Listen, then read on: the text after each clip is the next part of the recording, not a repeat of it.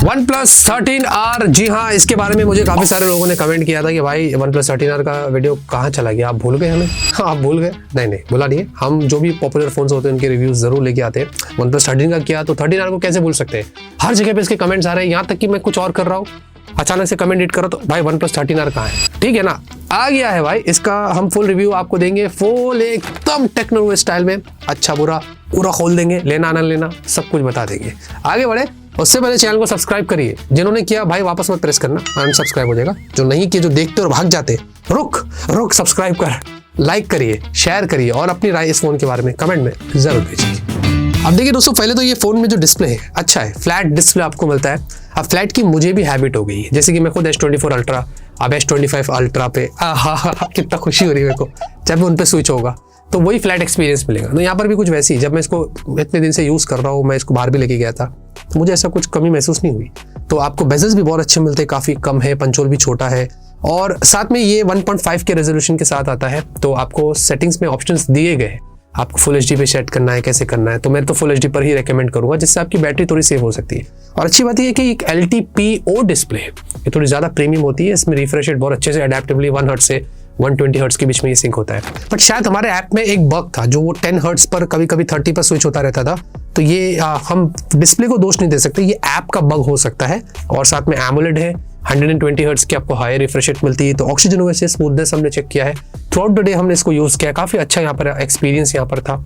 और app specific refresh rate है, तो आप पर्टिकुलर ऐप पे अपने हिसाब से चूज कर सकते हैं। अच्छा, इसमें हाई ब्राइटनेस मोड जो है वो 1600 निट्स की है, जो कि अच्छी है। और पीक ब्राइटनेस इसमें 4500 निट्स की है।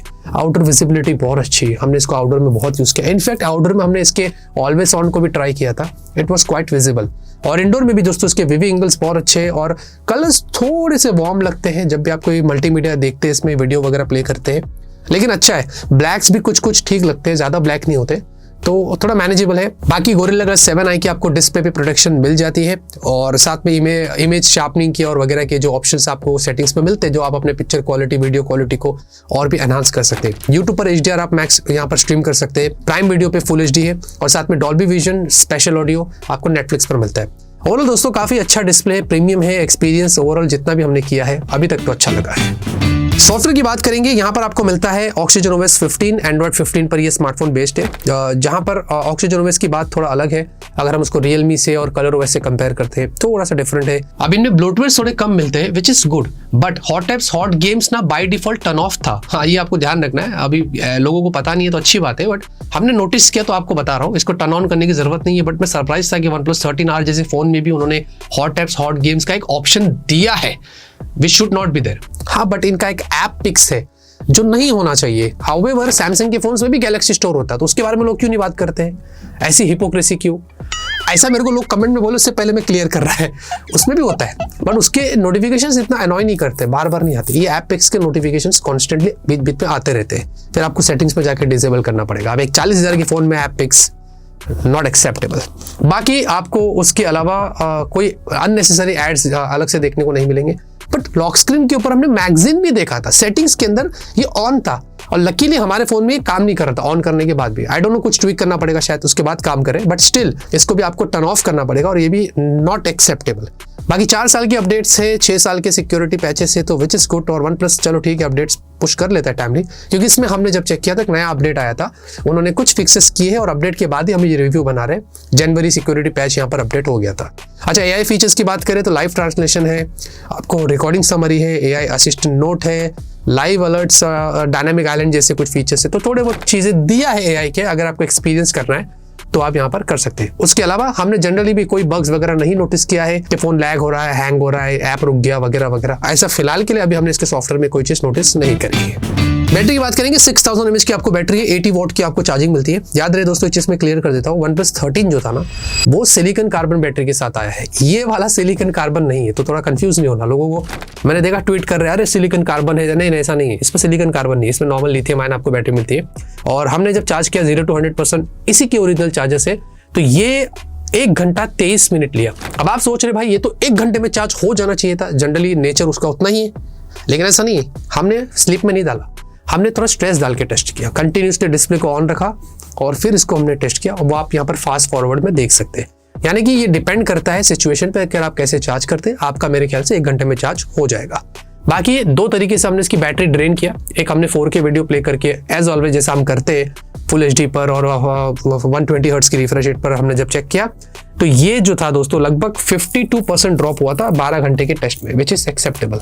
लेकिन अगर मिक्स्ड यूसेज की बात करें जिसमें हमने थोड़ा हैवी टास्क किया था बिना फोन को स्लीप में डाले, हमने ये टेस्ट लगभग 8 घंटे किया था दोपहर के 12 बजे से लेकर रात के 8:45 बजे के आसपास, और उसमें ये 97% ड्रॉप हुआ, 3% बैटरी थी। तो ये हमारा हैवी टेस्ट था। अगर आप इसमें मिक्स यूसेज करते, गेम खेलते, वीडियोस देखते करते, स्लीप में डालते, पॉकेट में रखते, ऐसे सब करते तो 15 से 20% बैटरी आपकी आराम से रिमेन होगी। इससे ये पता चलता है कि 1 दिन तो बैकअप आपको इस फोन में आराम से मिलेगा, और अगर आप और कम स्ट्रेस डालते तो शायद 1.5 दिन तक ये चल सकता है। बट ऑन एवरेज 6000 mAh की बैटरी, जिससे हम जो एक्सपेक्ट कर रहे हैं वैसा कुछ तो बैकअप यहाँ पर मिल रहा है। परफॉर्मेंस के लिए स्नैपड्रैगन 8 Gen 3 है, काफी अच्छी चिपसेट है, 4nm पर है, और हमने AnTuTu किया तो ये अराउंड 1.9 मिलियन के आसपास आए थे, और ये ज्यादा हीट भी नहीं हुआ, अराउंड 41 डिग्री सेल्सियस हीट था। CPU थ्रॉटल स्कोर्स इतने खास नहीं थे, 62%, but still 37 degree Celsius heat हुआ। थ्रॉटलिंग हो रहा है लेकिन थर्मल्स बहुत अच्छे। हमने Geekbench किया, सिंगल कोर मल्टी कोर के स्कोर्स अच्छे हैं, हीट वहां पर भी ज्यादा नहीं हुआ, और साथ ही साथ हमने 3D मार्क का टेस्ट किया, ये सबसे एक्सट्रीम टेस्ट होता है। इसमें स्टेबिलिटी स्कोर्स अच्छे थे, 60% से आपको आसपास मिलते हैं, विच वॉज एक्सेप्टेबल, और इसमें भी मैक्स 43 डिग्री सेल्सियस हीट हुआ। तो एक चीज तो क्लियर हो गई है कि अगर आप इस फोन पे स्ट्रेस डालेंगे तो ये फोन ज्यादा गर्म नहीं होता है, ठीक है। बाकी LPDDR5X UFS 4 आपको मिलता है। इस बार सारे वेरिएंट्स में आपको LPDDR5X और UFS 4 मिलता है, ऐसा नहीं कि बेस में आपको UFS 3.1 मिलेगा, ऐसा कुछ भी नहीं है। और साथ ही साथ इसके भी जो स्कोर्स है वो बहुत अच्छे थे, 2 लाख के आसपास आए थे UFS स्कोर, और रीड और राइट की स्पीड भी काफी ज्यादा अच्छी थी। वैसे हमने इसमें मेमोरी टेस्ट किया है, रैम मैनेजमेंट टेस्ट किया है, ऐप ओपन प्रो सारे ऐप्स को 10 मिनट बाद भी आके चेक किया था, तो परफेक्ट था। ये फोन सारे ऐप्स को मेमोरी में रखता है, और इसमें कोई हैंग लैग वगैरह नहीं था। मतलब ये बहुत अच्छा है कि डे टू डे लाइफ में अगर आप मल्टीटास्किंग भी करते हैं, हैवी टास्क भी कर लेते हैं, तो ये उसको झेल सकता है। एक रेंडर टेस्ट भी हमने किया था, 9-10 मिनट के आसपास फाइल लेंथ थी, और 3 से 4 GB के आसपास फाइल की साइज थी, तो उसने कुछ 3.5 मिनट में उसको रेंडर कर लिया, और उसमें भी हमने ज्यादा हीट नोटिस नहीं किया। अच्छा, गेम की बात करें तो BGMI जो मोस्ट पॉपुलर गेम है जो आजकल सब लोग खेलते हैं, वो आप यहाँ पर इसके अंदर 120 FPS में पूरा मजा ले सकते हैं, जो कि एक बहुत अच्छी बात है। इसमें बहुत बढ़िया आपको जो लेटेंसी है वो यहाँ पर देखने को मिलेगी। हमने इसमें एक्सपीरियंस किया, BG में बहुत अच्छे से चलता है, और उसमें भी ज्यादा हीट नहीं, 36 डिग्री सेल्सियस हीट हुआ था। जेंशिन इम्पैक्ट 60 FPS पे कॉन्स्टेंटली रहता है। कॉल ऑफ ड्यूटी भी अल्ट्रा पर सेट कर सकते हैं। अच्छी बात है कि इसमें भी ग्रिड लेजेंड्स चलता है, जैसे कि OnePlus 13 में था। अब ग्रिड लेजेंड्स एक AAA गेम से हमने काफी सारे फोन्स में चेक किया है जो कि कंपेटेबिलिटी इश्यूज थे। अभी हाल ही में MediaTek ने 9400 में एक अपडेट पुश किया है कि भाई अभी ग्रिड लेजेंड्स चलेगा, बट इसमें अच्छा है, चल रहा है। हैप्टिक्स बहुत अच्छे थे गेम खेलने के वक्त, और परफॉर्मेंस भी हमने फुल ग्राफिक्स पर सेट करके खेला, बढ़िया था। और उसमें भी मैक्स 38 डिग्री सेल्सियस हीट हुआ था। AAA गेम्स खेलने के बाद भी ये ज्यादा हीट नहीं होता है। तो परफॉर्मेंस यहाँ पर ओवरऑल जितना भी हमने टेस्ट किया है, डेफिनेटली स्नैपड्रैगन 8 Gen 3 है तो वो उतना ही रिजल्ट बराबर देगा। 50 का आपको रियर कैमरा यहाँ पर मिलता है, और ये LYT 700 सेंसर है, जो मैंने अपने अनबॉक्सिंग में भी बोला था कि इससे बेटर सेंसर का इस्तेमाल किया जा सकता था, बट ये ट्राइड एंड टेस्टेड है, काफी अच्छे रिजल्ट्स आते हैं जो आगे बात करेंगे। OIS आपको मिलता है, और 50 का आपको एक और 2 टाइम्स ऑप्टिकल वाला टेलीफोटो सेंसर मिलता है, जिसमें आपको अगर मैक्स जूम की बात करें तो आप लगभग 20 टाइम्स जूम कर सकते हैं, जो कि मुझे कम लगा। ये थोड़ा ज्यादा होना चाहिए, क्योंकि 2 टाइम्स ऑप्टिकल है तो डेफिनेटली 20 टाइम्स ही होगा, बट ये थोड़ा ज्यादा होना चाहिए था। और अल्ट्रा वाइड भी आपको अलग से 8 मेगापिक्सल की मिलती है, और रियर में 4K 60 FPS पे आप मैक्स वीडियो शूट कर सकते हैं।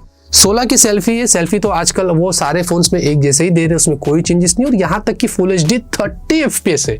क्या कर रहा है OnePlus बाबा, 30 FPS फुल HD। भाई आपका 40,000 का फोन है, 4K तो होना चाहिए था। मानते सब लोग यूज नहीं करते, but 4K is a requirement, you have to give it, जो यहाँ पर नहीं है। बाकी 720p 480 FPS पे स्लो मोशन है, फुल HD 240 FPS, आपको जैसे ठीक लगता है अच्छे खासे स्लो मोशन वीडियोस निकाल सकते हैं।